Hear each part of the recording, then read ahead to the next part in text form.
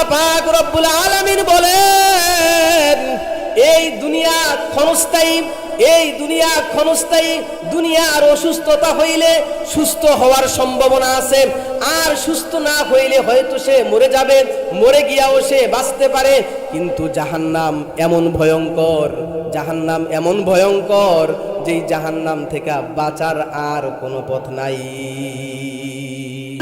দুনিয়ায় একবার ফেল করলে আরেকবার পরীক্ষা দিয়ে পাস করার সুযোগ থাকে।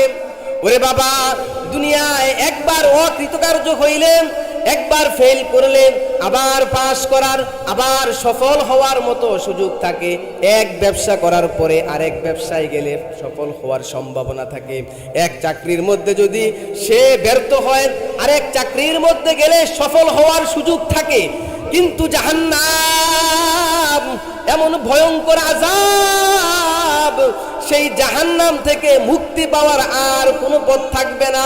এই জন্য আল্লাহ পাক রব্বুল আলামিন বলেন, কাফেরদেরকে বলেন না রে বাবা, মুশরিকদেরকে বলেন না। আল্লাহ বলেন, ইয়া আইয়ুহাল্লাযীনা আমানু আমানু কু আনফুসাকুম ওয়া আহলিকুম নার।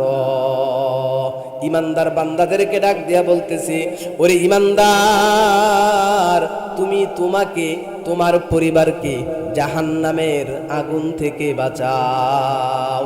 ওয়াকুদুহান নাসু ওয়াল হিজারাহ, ওয়াকুদুহান নাসু ওয়াল হিজারাহ।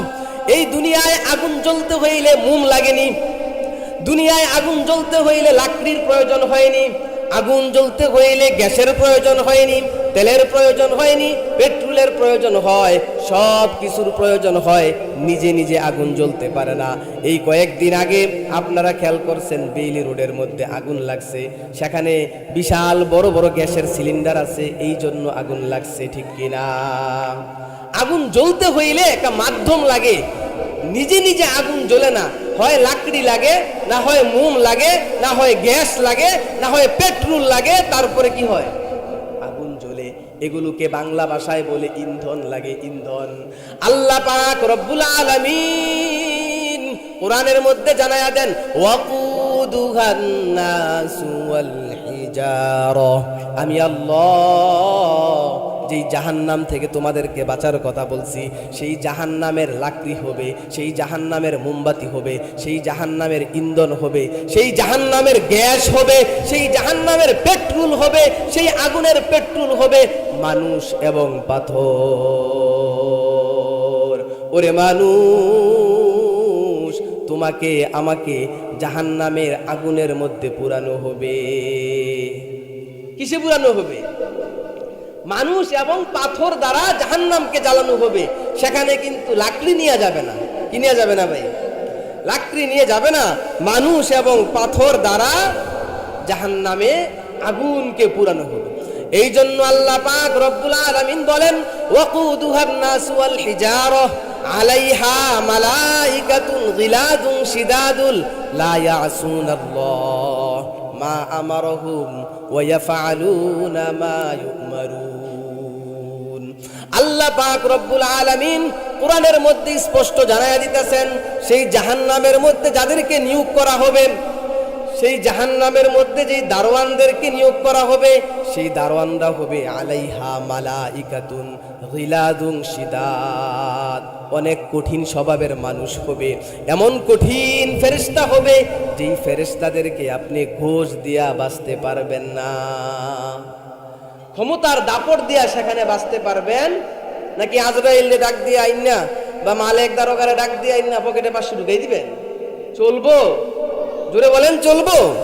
আল্লাহ বলেন, আলাইহা মালাইকাতুন গিলাদুন শিদাদুল লা ইয়াসুনাল্লাহ।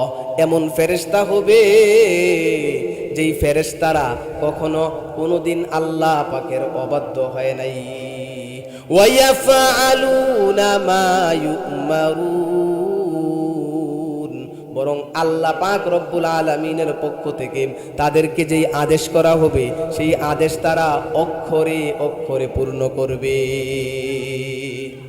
এই জন্য ভাইয়েরা আমার, আপনাদের কাছে উদাত্ত আহ্বান থাকবে আমাদের, আপনাদের কাছে আজকে মাহফিল হইতেছে, এটা আপনাদের হেদায়েতের জন্য মাহফিল হয়, এই জন্য না যে এখানে আসলাম, ওয়াজ শুনলাম, কান সুখ করলাম, চোখ সুখ করলাম।